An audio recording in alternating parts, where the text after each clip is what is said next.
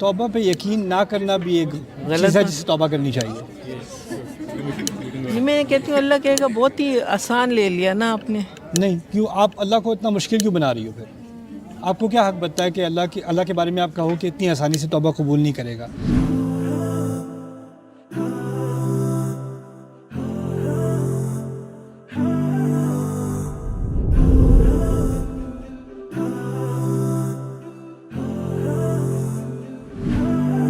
جیسے اب میری عمر ہے اتنی، لیکن ایک وقت ہے کہ میں نے اتنی نمازیں نہیں پڑھی ہیں، جس کا مجھے بہت افسوس ہے. نیت ضرور ہوتی تھی کل سے پوری، وہ پوری نہیں ہوئی ہے. تو اب وہ جو ایک رہتا ہے اس کو کس طرح آپ اب توبہ کور کے تو بارے میں نہیں ہو اللہ نے کیا سکتی کہا ہے. توبہ کے بارے میں کیا کہا اللہ تعالیٰ نے؟ توبہ تو کرتی ہوں، کئی دفعہ یقین آتا ہے، کئی دفعہ ہوتا ہے کہ نہیں ہوگا. توبہ پہ یقین نہ کرنا بھی ایک چیز ہے جس سے توبہ کرنی چاہیے.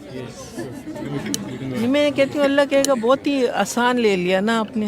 نہیں، کیوں آپ اللہ کو اتنا مشکل کیوں بنا رہی ہو؟ پھر آپ کو کیا حق بنتا ہے کہ اللہ کے بارے میں آپ کہو کہ اتنی آسانی سے توبہ قبول نہیں کرے گا؟ جب اللہ کہہ رہا ہے بہت آسان بنا لیا نا بیٹا. دیکھیں، زنا سے تقارب کیا گیا ہے یا اس کی تشبیہ دی گئی ہے ربا کے ساتھ نا.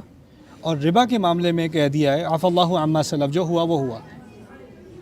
ٹھیک ہے، تو نمازوں کے بارے میں جو لوگ شرک کر رہے تھے، اللہ کے نام کے ساتھ اور نام جوڑ رہے تھے اور انہوں نے اس سے توبہ کی، قتل سے توبہ کی، زنا سے توبہ کی، ان کا ذکر سورۃ الفرقان میں ہے. ٹھیک ہے، اور کیا کہا ان کے بارے میں؟ اولئک یبدل اللہ سیئاتہم حسنات. وہ ایسے لوگ ہیں جن کے گناہوں کو اللہ تعالیٰ صرف معاف نہیں کرے گا، ان کے گناہوں کو اچھائیوں میں بدل دے گا. اللہ تعالیٰ کی رحمت اتنی بڑی ہے، یقیناً اتنی زیادہ ہے، اسی پہ تو چلتے رہے نا. اسی لیے توبہ پر شک نہیں کرنا چاہیے. صحیح. اور توبہ پہ شک کرنا اللہ کے ساتھ بدگمانی ہوتی ہے، نہ کریں. ایک اور چیز، ہدایت زیادہ پانے کے لیے کیا کوشش ہو سکتی ہے؟ زیادہ ہدایت کا کیا مطلب ہے؟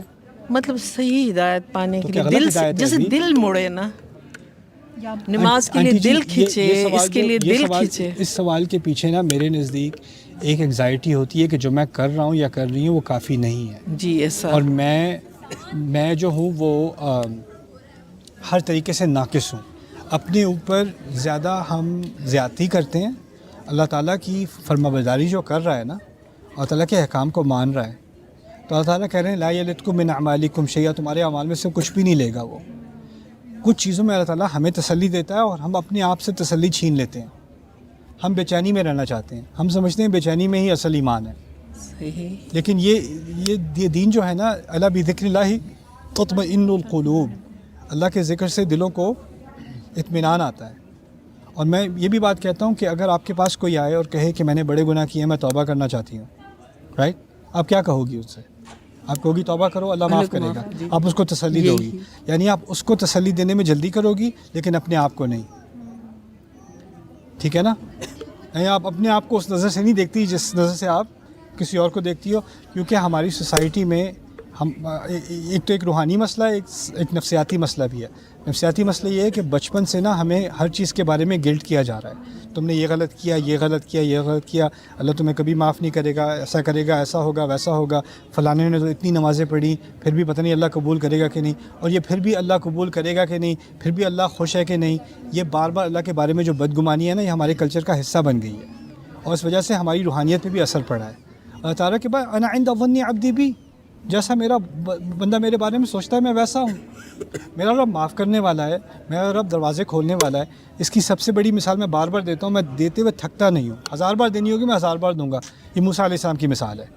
موسیٰ علیہ السلام سے قتل ہوا تھا، نبی نہیں تھے ابھی، نبی پہاڑ پر جا کر ہوئے ہیں، وہ طور پر جا کر ہوئے ہیں. اس سے پہلے کی بات ہے، یعنی وہ ایک عام مسلمان ہے اس وقت، ہے نا، اور ان سے غلطی سے قتل ہوا ہے. قتل ہوا ہے تو کیا کیا انہوں نے؟ فوراً استغفار کی ہے. ٹھیک ہے نا؟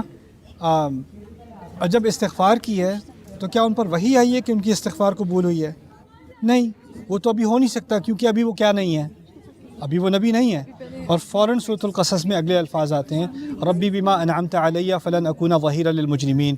میرے رب جو انعام تو نے مجھ پر ابھی کیا ہے اس کی وجہ سے میں آئندہ کبھی مجرموں کی حمایت نہیں کروں گا.